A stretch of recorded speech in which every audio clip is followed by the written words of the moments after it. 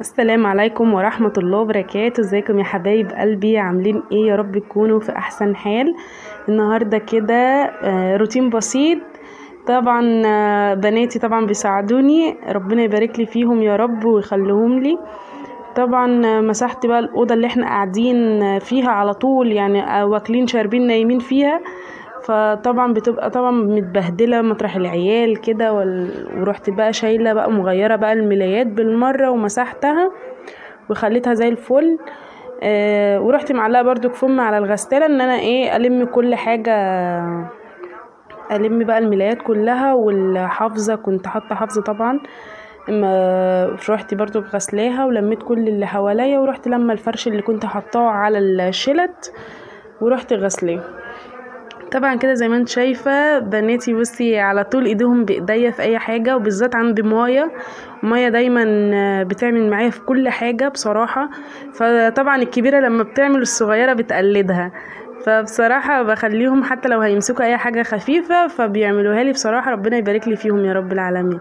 فانتي برضك شجعي بناتك، شجعي اولادك ان هم يبقى ايديهم بايديكي، حتى لو هيناولوكي حاجة كده فانتي عوديهم ان هم ايديهم في ايدك، حتى لو اقل حاجة. بس ابعديهم عن المطبخ خالص، يعني انت بلاش المطبخ خالص يبقوا واقفين معاكي، حتى هو في الشقة بس كفاية قوي كده ان عليهم ان هم يجيبولك حاجة يناولوكي حاجة كده تمام. لكن المطبخ بلاها من المطبخ خالص، لاني اتقرصت منه بمعنى اصح. فالحمد لله. فزي ما انت شايفه كده مسحتها ورحت فرشه الحافظه. طبعا انا شلت الحافظه القديمه بقى علشان اغسلها، ما هي الحافظه بقعدها معايا يمكن بقى هو اسبوع، ما بتكملش كمان الاسبوع ببقى شايلاها علشان خاطر طبعا بتتوسخ من العيال وكده. فطبعا رحت غسلاها ومخليها الدنيا زي الفل، ورحت داخله على البلكونه كده ورحت برضك كنستها ومسحتها علشان خاطر اصلا بناتي بيلعبوش غير في البلكونه ولعبهم كله فيها. فطبعا بقى انا حاطه اصلا اللحاف الصغير طبعا ساعات بنحطه على الارض وننام عليه، فطبعا حطيته يتهوى، وكنت حاطه برضك الكبرته برضك علشان تتهوى وكده. فده بقى واللعبه اهي هناك اهيت وفرشتها لهم عشان بيبقوا قاعدين على طول فيها. طبعا دخلت اوضه النوم كده زي ما انت شايفه، فروحت برضك غيرت الملاية وملمت بقى كل الملايات كلها، ورحت مشغلة الغسالة وغسلتهم ورحت نشرهم. بس قلت علشان ما اطولش عليكم الفيديو فاستكفى ان انا كفاية قوي كده علشان ما بقاش ضيفة تقيلة على قلبكم. فطبعا بقى زي ما انت شايفة ورحت لما الدنيا من حواليها برضو كانت نظيفة، ما كانتش فيها حاجة. فطبعا رحت كنساها، بس بصراحة ما مسحتهاش، مسحت الحتة الباينة بس. ورحت بس مسحت الصالة علشان برضو فيها هرس زيها زي اوضه الاطفال، علشان خاطر رايحين جايين عليها وكده، وكمان ان هي دخلت الباب. فرحت الحمد لله كنستها ورحت برضو مسحاها ودخلت بقى على السلم. طبعا كنسته كان مليان تراب جدا جدا. وبصي انا اصلا من النوع اللي انا ما بسيبهوش، بس قعدت يعني يعتبر اسبوع وشفت مطلع تراب الدنيا. فهو علشان اللي هو العادي ان هو مش رخام ولا كده. فروحت كنساه ومرضتش اكمل معاكم الفيديو الكنسل لاخره علشان خاطر كان مليان تراب، والكاميرا كان بيجي عليها بالتراب كتير، ما كنتش عارفه اصور خالص. فطبعا رحت بقى مسحه بقى الصاله، خلاص مسحته. فطبعا قلت برضو ابدا كده اخلص حالي، ورحت وانا بكنس الصاله ورحت كنسل السلم وانا بمسحها برضك، ورحت مسحه كمان معايا السلم. فالحمد لله ربنا ادانا الصحه وقمنا وخلصنا. بمناسبه ان انا النهارده علشان ما نزلتش ولا رحت في حته، فقلت لا لازم ايه اعمل يعني استغل قعادي واعمل حاجه في الشقه، علشان بقيت الاسبوع ما بعرفش اعمل اي حاجه خالص. فالحمد لله خلصت كده برضك ولميت دنيتي، والدنيا كانت حواليا زي الفل وفرشتها والدنيا حلوه وزي الفل زي ما انت شايفه. متنسينيش بس انتي بقى في لايك حلو كده منك وشجعيني فيه، لاني فعلا انا تعبت خالص النهارده. فالحمد لله. ورحت كمان ده كده بقى خلاص. بعد ما خلصت الشقه دخلت بقى على المطبخ، قالوا لي عايزين ناكل قرص وكده. فطبعا انتوا عارفين اللي انا عملتها لكم قبل كده القرص وكده، بس ما رضيتش اجيبها تاني، وقلت ايه اجيبها لكم عجينه وانا بقرصها او انا بفردها علشان خاطر اوريها لكم وكده.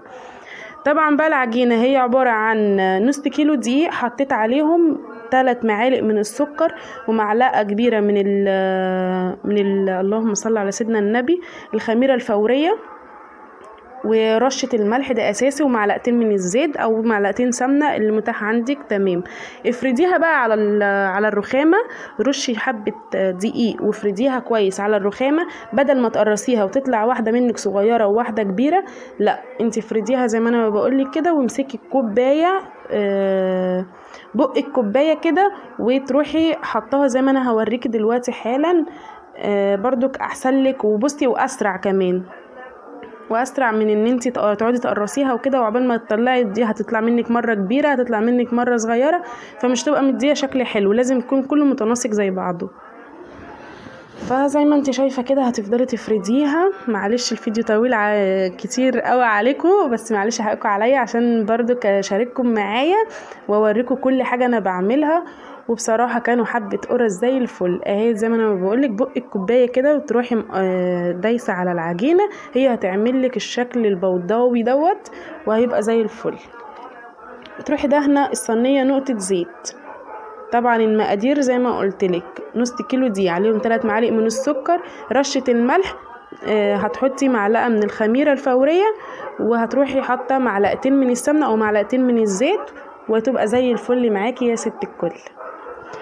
بس وتروحي كل اللي انت بقى بتفكيه ده كله طبعا هتعجنيه تاني وهتقرصيه تاني وهتعمليه زي ما انا عملته في الاولاني، وهوريكي دلوقتي حالا برضك لما انا لميته وعجنته تاني اهي. ده سمكها وهتبقى زي الفل وهتنفش معاكي وهتبقى طريه جدا جدا. ادينا حطيتها اهوت، دهنت الصينيه نقطه زيت ورحت حطاهم في الفرن. عندك فرن زي فرن الميكرويف دوت تمام، عندك فرن العادي تمام برضه، اللي هو فرن البوتاجاز عادي برضه، فبتطلع برضه زي الفل. بس وحاجه بتتسلي بيها كده وانتي قاعده، والله العظيم يمكن دي احنا بناكلها اكتر من الاكل كمان. دي طبعا انا زي ما قلتلك ان انا لميت كل اللي انا قطعته منها ورحت فرداه تاني برضو، عملته فردته تاني بس كده. وبرضك دي هتبقى تسلية مع كوباية شاي مثلا، تبقى عشاكي مثلا مع كوباية شاي تمام، مثلا عايز تفطري بيها مع كوباية لبن تمام برضو. والله بص، رغم ان هي مسكرة وعيالي لما بيجوا بياكلوها وكده بيبقوا عايزين يحط لهم حتة جبنة، حتة مش عارفة ايه، يا بنت دي قرص ومسكرة، عايزين برضو ياكلوها بحتة جبنة تبقى جميلة جدا برضو، او بمعلقة عسل ممكن تقسقسي منها كده بتبقى زي الفل برضو. كله شغال الحمد لله. فطبعا زي ما قلت لك اهيت هتعمل معاكي الشكل البيضاوي دوت وهيبقى زي الفل، وحاجه تضمناها في بيتك وحاجه جميله جدا بصراحه. انا بقيت بحب اعمل كل حاجه، اي حاجه عيالي بيحبوها من تحت انا بقيت بعملها، لاني بصراحه ما بقيتش بضمن اي حاجه من بره، مش ما بضمنش ان انا بسمع كلام كتير يعني على الحاجه اللي بره وكده، فبحب اعمل لهم كل حاجه. دي دلوقتي بعد ما طلعت اول صينيه، النص كيلو دقيق عمل لي 5 صواني بالظبط، 5 صواني يعتبر الواحده فيها يجي 6 أو 7 قرص زي ما انت شايفه كده، وزي الفل والله وطريه جدا جدا. فطبعا بقى انا بطلعها من الفرن هي بتبقى طريه عامه، بس انا بحبها تطرى اكتر عشان انا معايا اطفال صغيره وكده، فبحبهمش يقرمشوا الحاجه زي ما انت شايفه كده حبيبه قلبي.